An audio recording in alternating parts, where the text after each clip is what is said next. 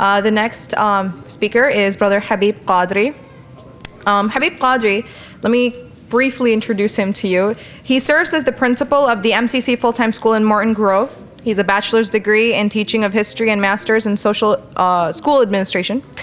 In addition to his teaching and administrative experience in public and private schools, he travels a lot and he speaks, and he's been speaking for the past 15 years. He has currently co-authored a book titled The War Within Our Hearts, or War Within Our Hearts, Struggles of the Muslim Youth. Without further ado, inshallah, we're going to invite him. He's going to take a professional look at the social, academic, and recreational aspects of how we can cater to our youth. Habeeb Quadri. Alhamdulillahi Rabbil Alameen wa salatu wa salam ala Rasulil Kareem.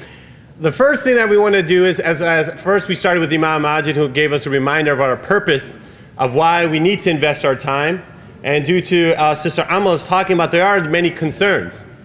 And regarding the investment of time, it is very important that when you invest in anything, you want to make sure what you're investing. When you invest money, you want to look into it, you want to find out information about the company, you want to understand the company, because when you're putting time, you want to make sure you do it the best. In anything, when you're buying something, you want to research it. In the same way, when we're investing in kids, we need to know how to deal with them. And the biggest things, we're trying to teach them something. So in the same time, one thing that we need to do, and I want to focus on this, one part is like Maslow, and as Sister Amal just touched on, the sense of belonging. Kids need to have a sense of belonging. They need to have a sense of security. And the part I want to talk about, because even at least whatever you're going to be doing for your programs, and I know Sister Janan will be talking about programs, I want you guys to take this in mind. So whenever at your masjid, the programs you're going to think, I want you to think about, are we doing some of these things?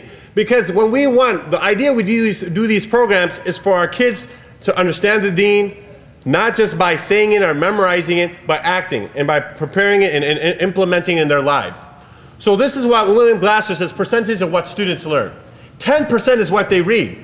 So you need to look in your mosque and say that if the only thing that you're doing is that here, we'll make some pamphlets, or the monthly newsletter will have a corner that says youth session, and that's the only thing you do, then that's a problem. But if you do that, that's good, because there is some percentage of kids that they just learn. All of us, if we just, 20% is what they hear. Right now, the attention span of you is 8%.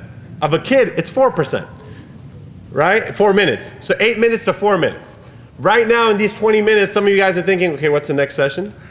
Why is this guy so tall? I've never seen an Indian guy this tall. Right? Everyone has something that you think about. But the idea is that, so when you're having a young kid, and you say, okay, brother, sit down to the imam. You see him? Now, listen. You know, the brother starts, first just by saying, alhamdulillah, nahmadu, that takes 10 minutes. So the kid's already gone, because it's in Arabic.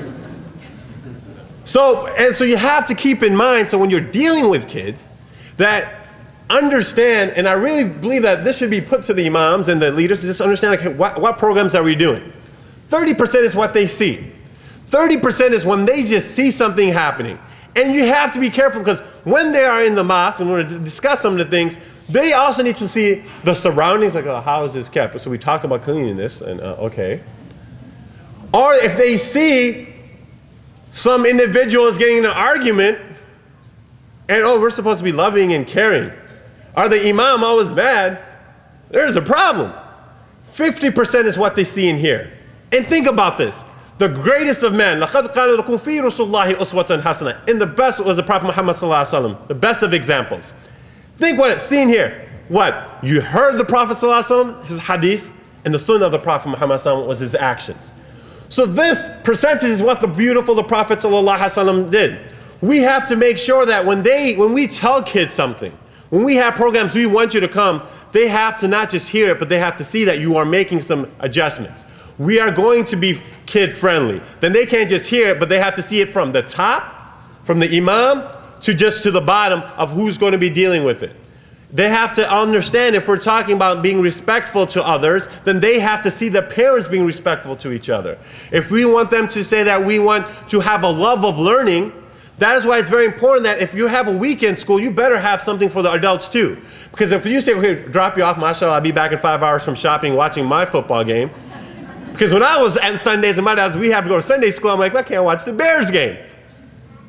You know, some of the guys, back then, now they have all this, internet, TV on the phone, but back then it wasn't nothing. But so you have this, when kids see this, it's a problem. 70% is what they discuss with others. And think what the Prophet Muhammad sallallahu alaihi wasallam did. After Salat al-Fajr, he would ask people, anyone see a dream? Something, a discussion? And what did people mostly say? Allah and the Messenger knows best. But do we ever ask kids what they think? I have a question. Don't ask questions. We just have to do it. This is Islam. That's not Islam. Islam doesn't say just do it. Everything Allah has given, there's a reason for it. And so the book that I wrote about war within the hearts, I want them to understand when Allah has put these things about dating, because people don't want to talk about it. Dating, chat rooms, pornography, all these things, Allah, there's reasons for it. And we are trying to hide away from it, but the society, there's a lot of things going on. Kids are going through a lot, and that was the whole idea of this book, because I was like, you know what, I went through it, I had questions, people didn't want to answer them, I'm just going to write about it. So, but that's why it's very important that when we have this discussion with others, tell me when I'm done. How many more minutes? Okay. 70% is what they discuss with others, right? 80% is what they experience personally. When they experience, when someone says that, to be kind, and they see the imam or someone of their community leaders being kind to them, helping each other, seeing someone new in the community and saying, we're supposed to, not just our own ethnicity, our own group, that we're supposed to help not just the Muslim community, but the community at large. So if there are projects in your masjid where it says to work with others, and it has to be where they're even at their young age, because if you want them to work, you have to show them and give them that experience. That's why when the Prophet says everything that they taught, they had to put into action. And that's what we need to do, is when they see you doing it, and then when they see them doing it, and you play a part.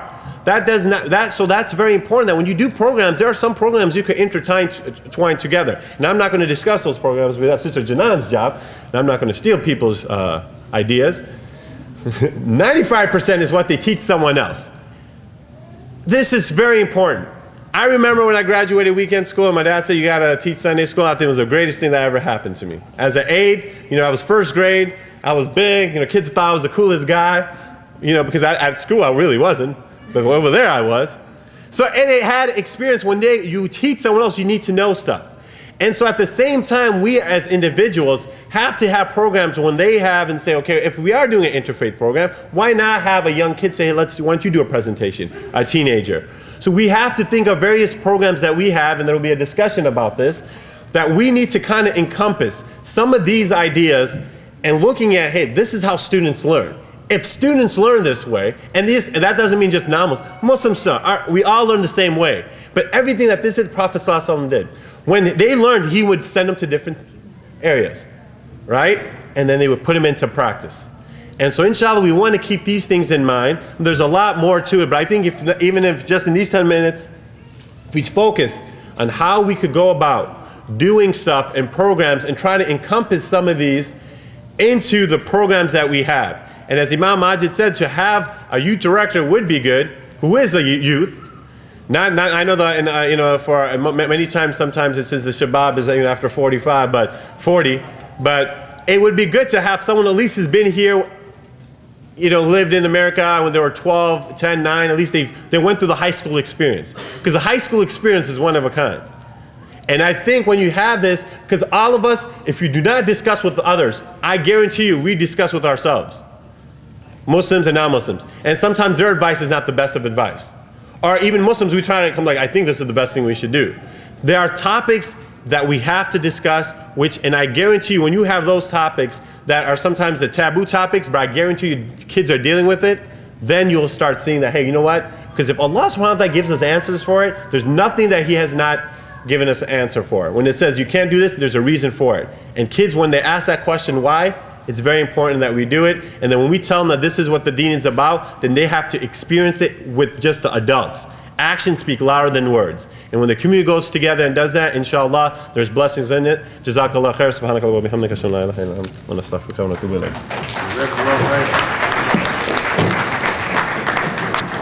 Jazakallah khair, Brother Habeeb. He is tall, and I will tell you that if anyone needs their kids coached in basketball, hands down, Habeeb can train your kids.